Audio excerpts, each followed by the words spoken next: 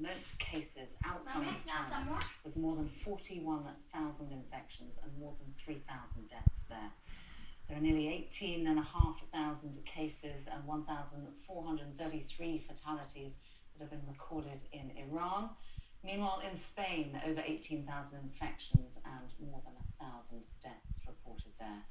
Well, Germany now has over 16,000 confirmed cases, 44 deaths in Germany, while the US has recorded more than 14,000 cases and 205 deaths. Well, our correspondent Sally Lockwood is in Rome for us. Sally, some truly harrowing footage coming out of that hospital there in Bergamo, and no sign that it's going to get anything other than worse for the time being. That's right. Countries will be monitoring the situation here in Italy very closely, knowing that they could be as little as 10 days to 2 weeks behind the crisis levels here. And to give you an idea of just how quickly this crisis has escalated, the first person to die from COVID-19 in Italy died a month ago tomorrow. So this has escalated in the space of just 4 weeks. More than nearly 3,500 people have now lost their lives in Italy in the space of 4 weeks. The healthcare system now collapsed, one of the most sophisticated healthcare systems in Europe. 8.8% of the people here who've been diagnosed with COVID-19 are frontline medical staff. It really is a desperate situation. Meanwhile, the country remains on lockdown, very strict measures in place for people around the country.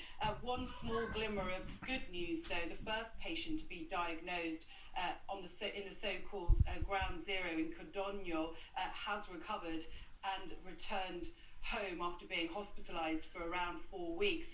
Nevertheless, this drastic lockdown that's in place for 60 million people around Italy has now been extended. It was due to be in place until the 3rd of April. That's now been delayed, and there's no end date, and that's because they are trying to stem the surge in cases, the surge of number of people dying and testing positive for COVID-19 every single day. Now, one area in the Lazio region, which is where we are at the moment, Rome is the capital of Lazio, has also been declared a red zone, which suggests that the virus is spreading south too, which won't be good news to people who are trying to bring this crisis under control here.